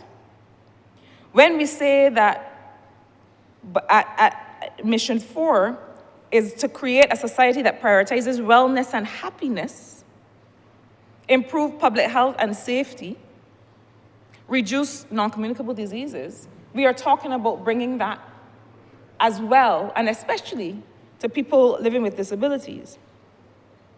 When we say at Mission 5, empower and enfranchise all Barbadian workers and families by creating opportunities for ownership and wealth creation, we are talking about people living with disabilities. So when we talk about generating or creating income earning opportunities, I want us to agree as a government, as a parliament, as a people, that we're now talking about going beyond income. We're going beyond wages. We're going beyond salary.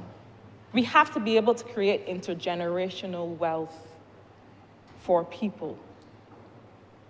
We have to be able to create a situation where a family that includes people that have disabilities is able to generate enough wealth that the people that they leave behind, or if they're children in the household that have a disability, will be taken care of, will have access to those assets.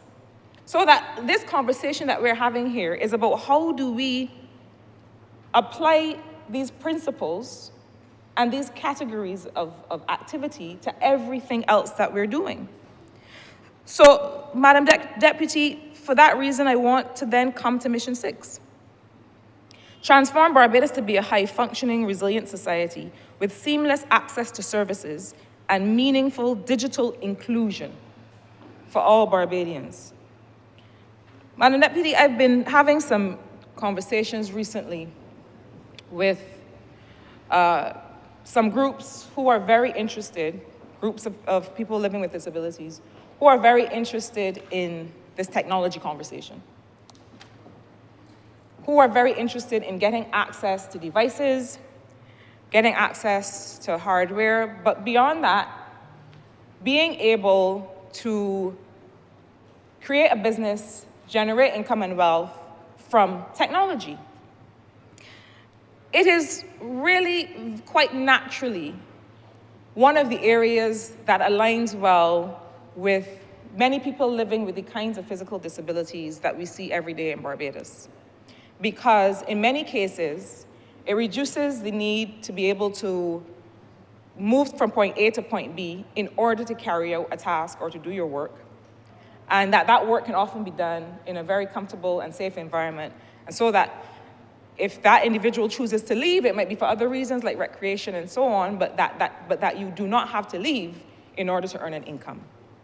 And so for that reason, we've been developing a project. The Honourable Prime Minister made reference to the fact that estimates is coming, and I know that she will look favorably on the program when it is placed before her, because it is a program that seeks to enhance digital inclusion for people with disabilities by really focusing on a few things. One of those is training to be able to use devices, training to be able, in particular areas of technology that can generate income, so app development and these kinds of things. So that's one. But there's another one that we're very excited about. GovTech, which is the agency responsible for government technology in the ministry. And when I say for government technology, for being able to make sure that government services are available online, that essentially the full program of digital transformation of government is seamlessly led and executed. And soon GovTech will launch a developers hub. Now that developers hub will not only include a specific call for developers with disabilities, but also a specific call for developers that are working on assistive technology. So you will have a special category and a special price if you are developing assistive technology for people living with disabilities. Madam Deputy, we know that technology, but AI technology in particular, is really changing the provision of disability support. Data coming out of the UN estimate that over 1.5 billion people worldwide are being helped by particular types of technology that assist with hearing loss, or that help mitigate hearing loss in at least one ear. So those individuals have been have benefited from new technology through AI-powered devices that offer features like speech-to-text transcription, sound identification, using inputs to separate different sounds, and so on. We believe, and I say we, I mean those who work now in the technology industry, that AI potentially holds the key to be able to really transform accessibility for people living with disability. But the reason that we are building a data center and that this small Barbados is focused on AI technology and data analytics and being able to apply large language models and other models to the data that we collect is that for us it is not a video game. For us it is not play, as the old people say. For us it is about solving the problems that we have. And so when, as part of our developers hub, we send out a call to people who are building applications and so on, we want to hear in Barbados, we're not waiting for other people to build it and bring it to us. Surely, if we say in this policy that we are concerned with improving accessibility and digital inclusion for people living with disabilities, our own developers must be part of that conversation. Our own developers must be among the technologists who are helping to build these kinds of technologies. And so when the Developers Hub launches next year, this will be one of the special calls that you see. Finally, Madam Deputy Speaker, I want to say a little bit about the data center and the Data Analytics Authority.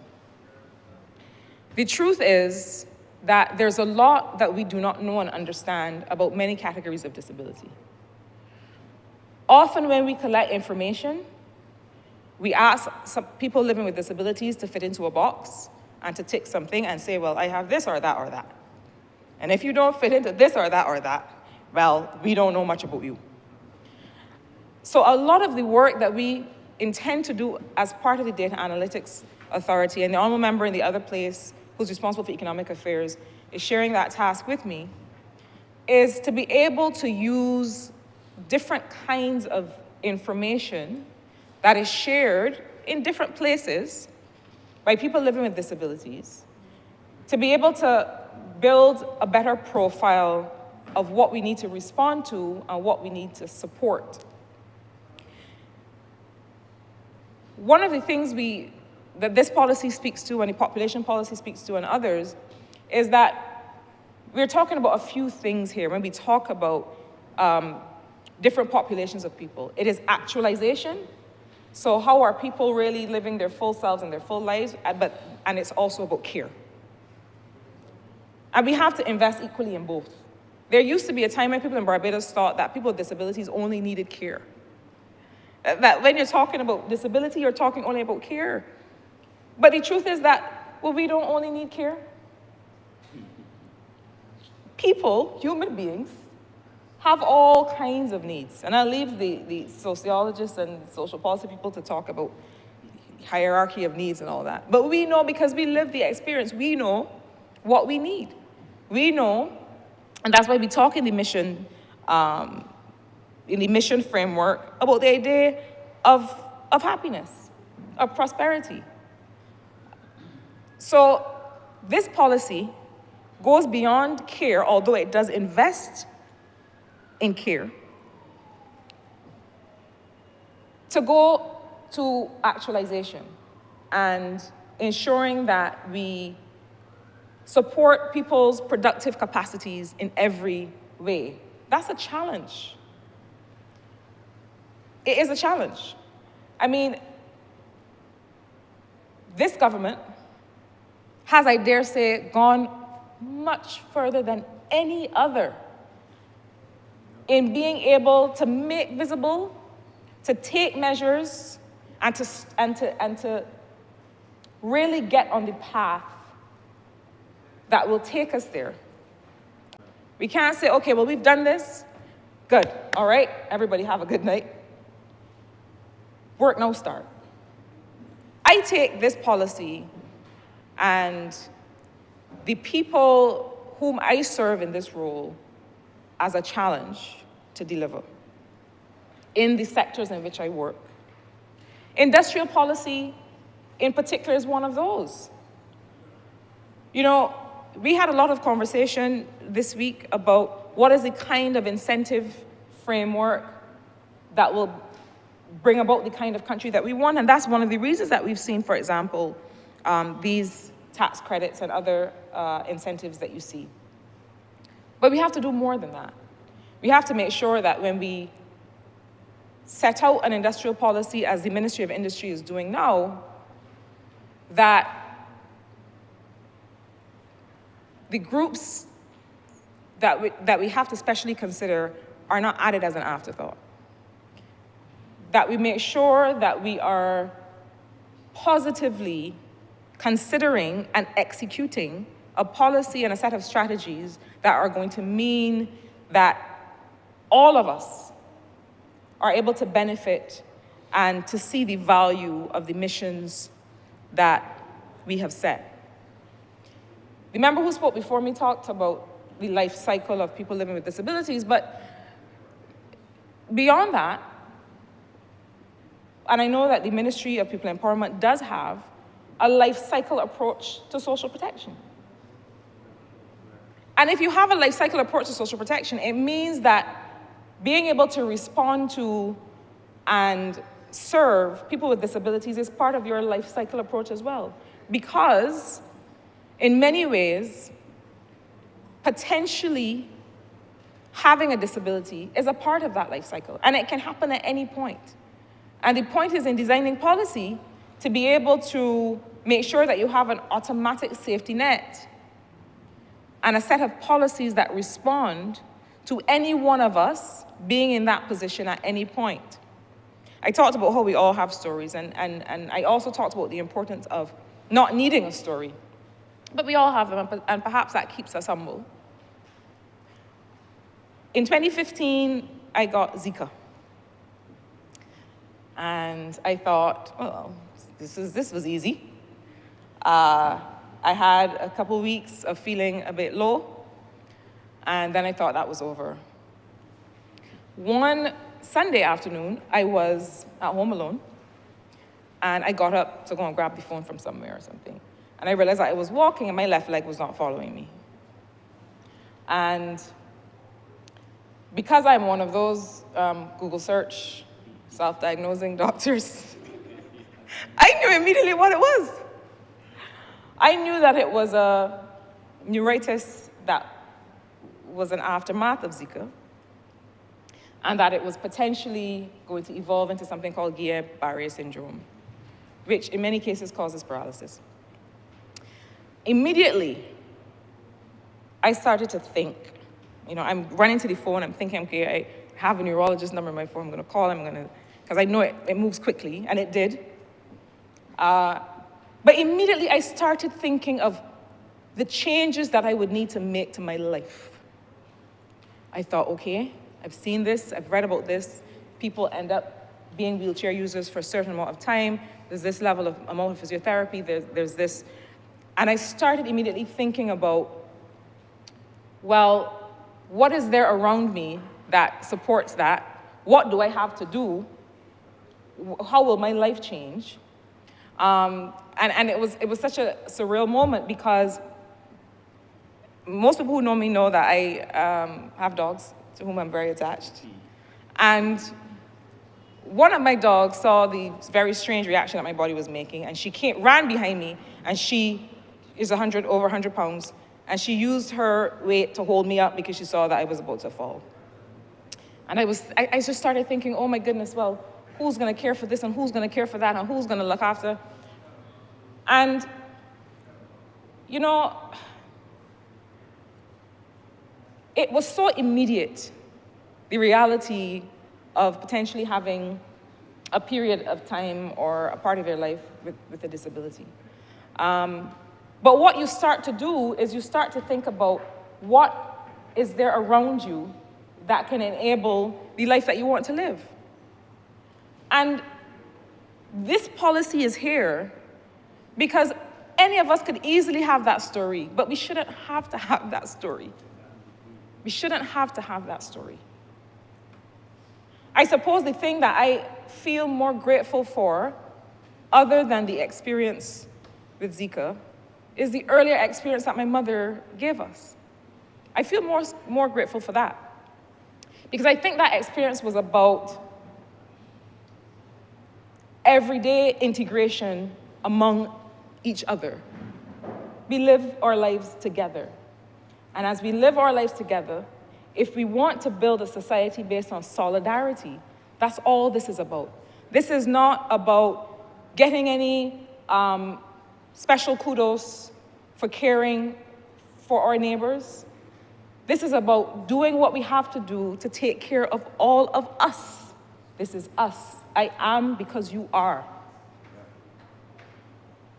And so, Madam Deputy, I'm very thankful that this policy is here.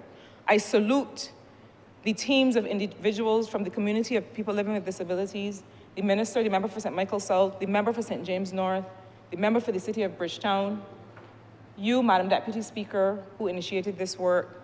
I salute and I acknowledge that work, but I also know that there's far more to be done that has to be carried by each of us.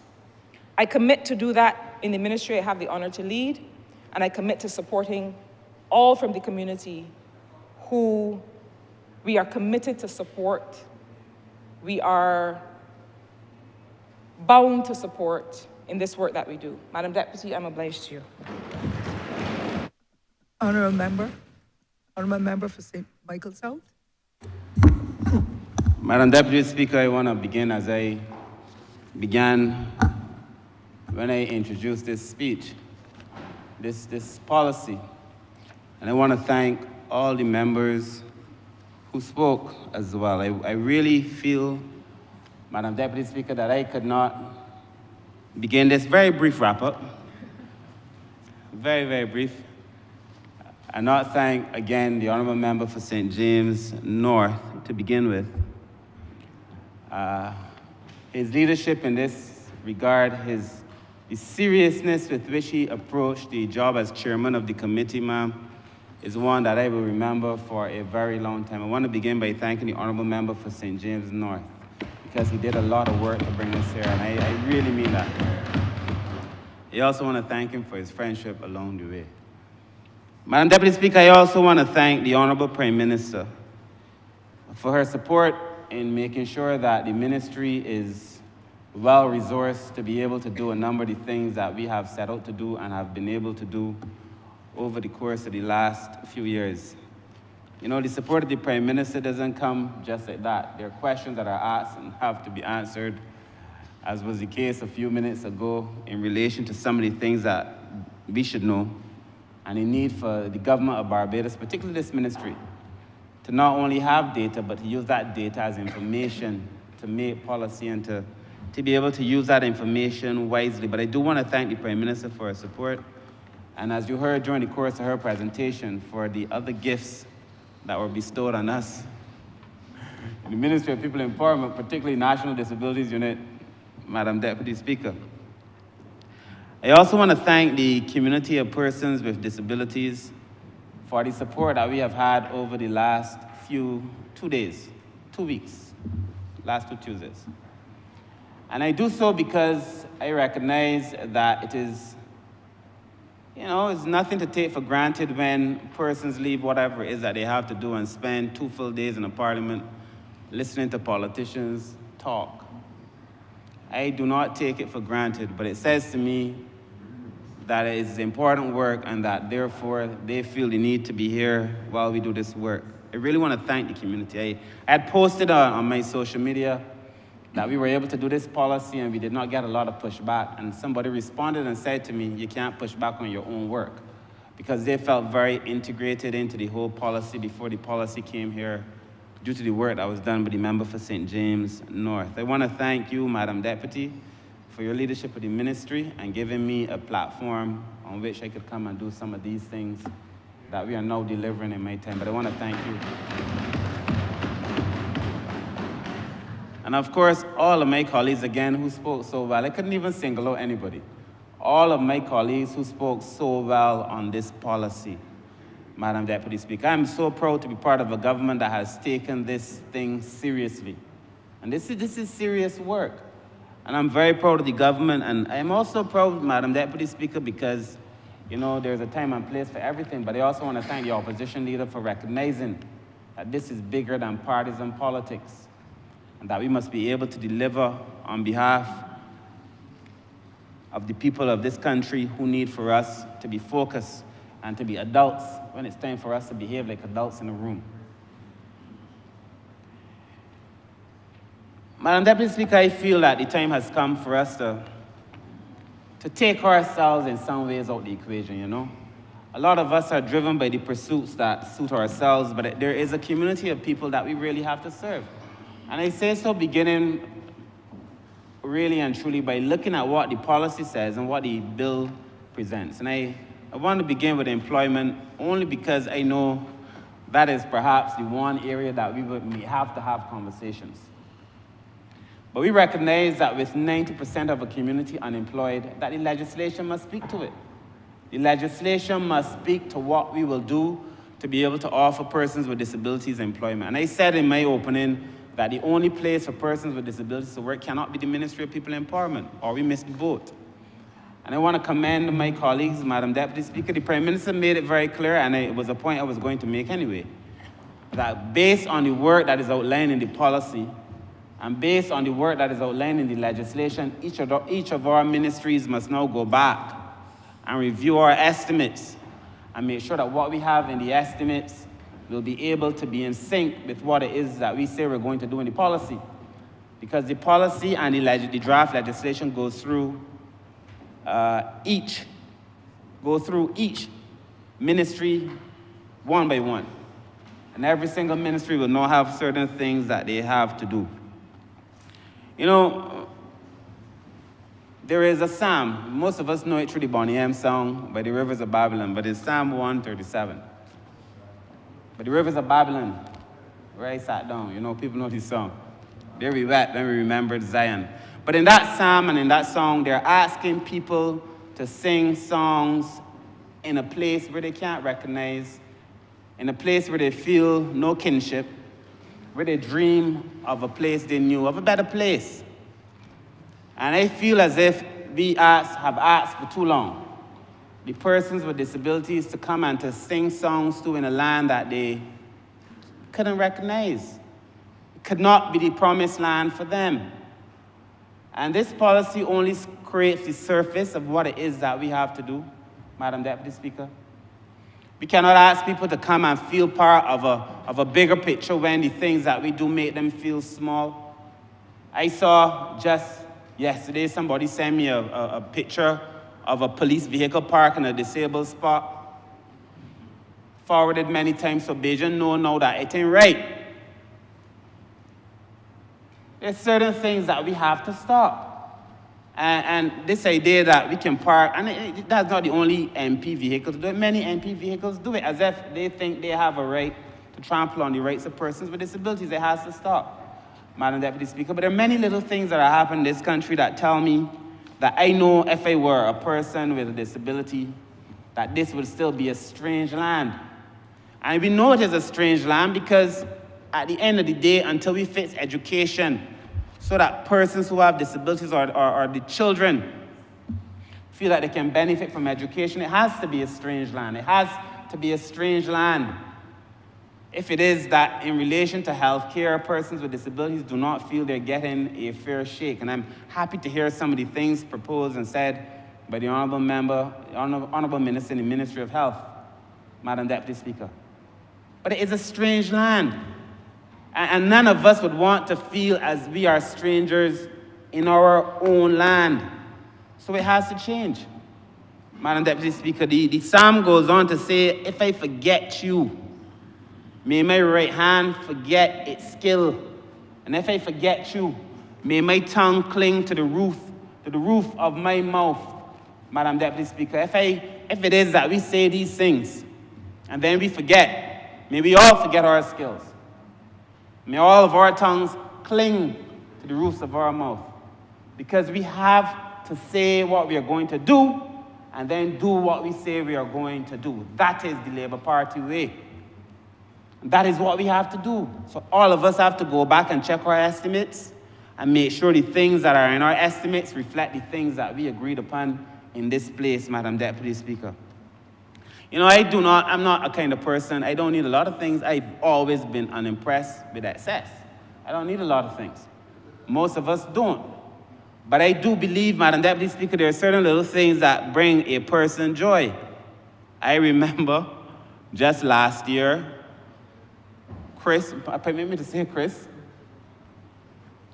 and I, and permit me also to say Roseanne Trudeau, we were in New York. We went for pizza after, when I'm in New York after a meeting, is the hotel room, the meeting, back to the hotel. I don't hang out, I don't have time for that. You know, you're too tired, the days go by so fast, and New York is cold most of the time we're there. But I remember going for pizza. I remember having a drink. One of my fondest memories, Chris may not know, is Chris doesn't allow anybody to push him, but he allowed me to push him in New York. He didn't allow me to push him in Barbados. But he allowed me to push him in New York. So they're little things, Madam Deputy Speaker, and I want to thank him for giving me the opportunity so to do. And I say so because I spoke of Craig last time I spoke, Craig Nurse. And I remember him sitting at the bottom of the university steps in his chair, waiting for somebody to pick him up the stairs, and he waited for somebody he trusted. Not everybody, he asked me to do it because he trusted me. These things tell me, Madam Deputy, that we have to build a society that is based around trust. And I cannot blame the persons with disabilities if they feel that they cannot trust many people, because people who know better should do better.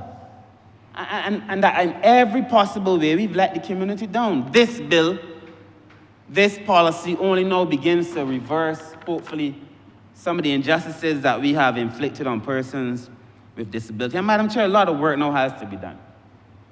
I hold before me, Madam Deputy Speaker, the draft bill. I'm not going to read from it, so I don't need to make it a document. But this is the draft bill. 75 pages, I hope, to progress. And it is my solemn promise that we will have this bill back in this place before the end of December. If I have my way, we will have this bill to be debated, or at least to be laid, on December 3rd, which incidentally falls on a Tuesday, and is International Day for Persons with Disabilities. That would make a lot of sense. And so those two disability advocates who work in the ministry, whose job it is to make sure that we have this bill back in the shortest possible time, remember December 3rd. Remember December 3rd. It would be a good, fitting conclusion to be able to lay the bill on such a monumental day. Madam Deputy Speaker. Madam Deputy Speaker, I feel as if at the end of the day, we have to be very, very, very, very careful about the things that we say and the things that we do, only because these are real people. These are real people. I have a constituent who, healthy, happy young boy, doing backflips on the beach. And that was it. Now he's a quadriplegic. And we should all, yes, just doing backflips a regular day, and he missed. I mean, perfectly doing these backflips for all to see, and then just one day just got it wrong. And his life changed for the rest of his life. But his parents love him. I mean, they love him. If you go to the house, you could feel the love, and because of the love, you could see how that helps him. So I know that if love can help, the taking away of love can hurt. And our society, therefore, by its actions, continue to hurt people with disabilities. I also have another person with disabilities, Madam Deputy Chair, another quadriplegic. The ministry just employed him to work in finance. He was on his way to Polytechnic, and a ZR man, because he was in a hurry to put a battery in his phone or something, overtook 3 cars and rammed him onto a wall. We have to take ourselves out of the equation. The problem with Barbados and a lot of these things is that people prioritize themselves. But that young man went on to university and has a first-class honors degree. He has not allowed any disability to define him, but I still believe that education has to change. It should not be so hard for persons with disabilities to get a proper education. We just employed him in the Ministry of People Empowerment and Elder Affairs, and I know he's going to go on and do extremely well, Madam Deputy Speaker. He's an outstanding young man. He has the greatest support of the Director of the Wellbeing and HIV Commission, and he'll be working in that unit. But we have many persons who are in that category, Madam Deputy Speaker. I look forward to being able to work with him, but we want to use these persons, Madam Deputy Speaker, to show Barbados what is possible with a little bit of support. A little bit of support. I feel like the ministry has to get it right. I think the amalgamation is essential to that. That is why we're driving the amalgamation so hard. I feel that if we can get the amalgamated social services working, when you go to a household, you go and you ask for the grandmother, and then you get to understand what's happening with persons with disabilities, with children. A total service, what we often know as a fragmented service. This total service is necessary to be able to do the work. Madam Deputy Speaker, we have the draft legislation, we fine-tuned that as well, and hopefully we can lay that again this year also, to be able to have an amalgamated entity that allows us to speak to the total person, Madam Deputy Speaker. Because once we do that, once we can address families holistically, we can begin to replace or fill the gap with love. Because, you know, nature abhors a vacuum. And if a vacuum exists in nature, something will either rise or something will fall to fill its place. We have in the ministry to fill the place that the vacuum somehow now has been created. And Madam Deputy Speaker, the Prime Minister just gave us 2 gifts. And I want to thank her again, but I also feel as if I need to say to the ministry, we now have the opportunity to build a respite facility for persons with disabilities and their caregivers. And I want to say that again because we've been asking for it for a long time. We just got a commitment from the Prime Minister and a directive to begin building by next year a respite facility for persons with disabilities. This is a big deal, Madam Deputy Speaker. This is a big deal. Just the other day, I spent at an AGM meeting of the Autism Association. I just spent a couple hours, and I saw women, mostly women, some men, but mostly women, having to deal with grown adults who behave like children because that's the developmental stage that they're at. Bigger than me. Some boys with autism, bigger than me. And mothers having to pick them up off the floor. Physically telling me I have to do this 20 times a day sometimes to lift my adult-looking 2-year-old son mentally in terms of capacity off the floor. Those women do not have the opportunity to go and work the way regular people have, ordinary, I should say, people have the opportunity to go and work. We have to fill that gap. If there's one space where we have to do better, we have to fill that gap. The funds that are being made available to the parents of the children is a big deal because it allows them to be able to make what we take for granted, just to be able to make ends meet, Madam Deputy Speaker. That respite facility is a big deal. And we intend to do that first one at Sterling, all things being equal. But those who have responsibility for the day-to-day work now must know that if we got permission today to start that work, that tomorrow they have to go and check Sterling. My permanent secretary must be listening. Tomorrow to go and check Sterling. We already have the site plan because we did the work. We did the work at Sterling for the elderly. We have the site plan. Go and visit the place and tell me by the end of the week where we're going to begin this building. Because you can't get a gift and then play a look in the gift horse in the mouth. We have to make sure we build out this facility. The other thing that we received today, Madam Deputy Speaker, another gift, was a facility for older persons with disabilities. I was manager of the Child Care Board for 5 years. And at the time, the facility for persons with disabilities was at Haynesville, in the Honourable constituency for the Honourable member for St. James South. And that facility now is at Nightingale. But in that facility, they have children who are genuinely children. But because the adults in that facility had no place to go, if you go there, you will see big men and women with disabilities. You know, Madam Deputy Speaker, you were minister. You have big men and women in that facility with children because there's no place for the adults with disabilities to go. And that's only a small fraction, but the truth is, even though mentally a person may not be developed, at 20, 25, your body is developed. And there's some things that children should not see. And that we really need to be able to separate those adults from the children.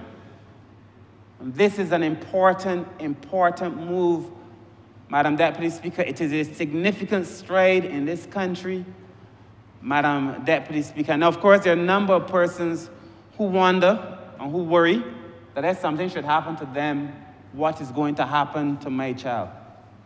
And these are the things that we were voted in to do.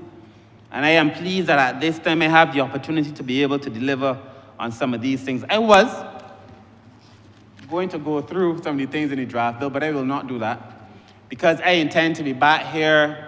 Madam Deputy Speaker, permit me to say, Madam Deputy Speaker, young Senator Andwele, and young Janelle, I intend to be back here by the end of December. I am very serious, you know.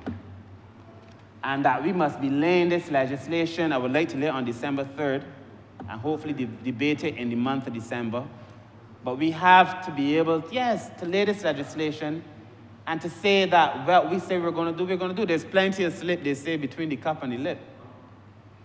So today we say, and tomorrow we are going to do it.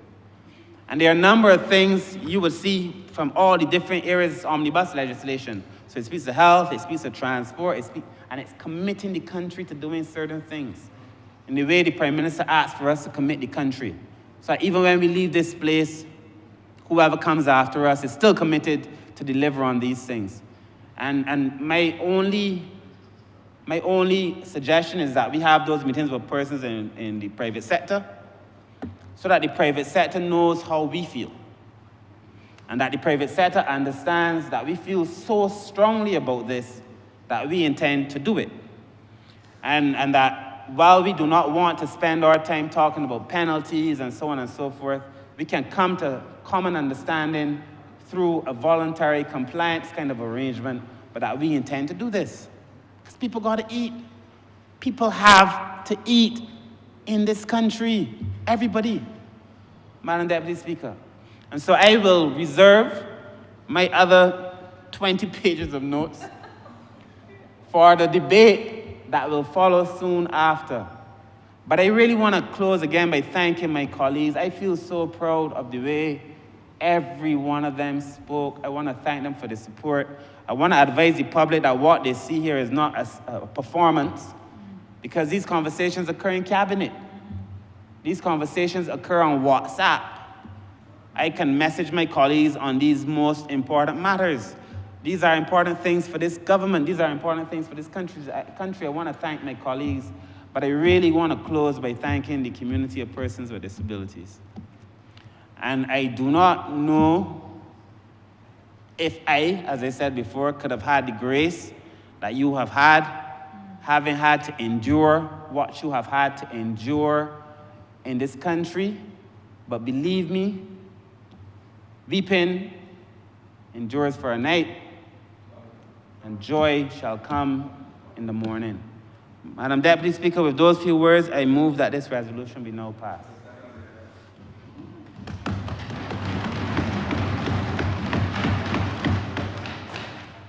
The Question is that this resolution now do pass.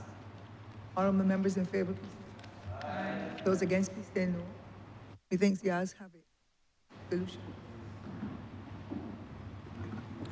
Good afternoon, Madam Deputy Speaker. We've come to the end of today's sitting, and I now move that we adjourn this honorable chamber to the Tuesday, the 19th of November at 10 a.m.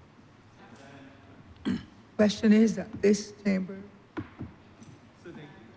this sitting be adjourned until Tuesday, 19th. the 19th of November, 2024 at 10 a.m. in the morning. All honorable members in favor, please say aye. Aye. Those against, please say no. Methinks the ayes have it. This chamber now stands adjourned. Send it to me.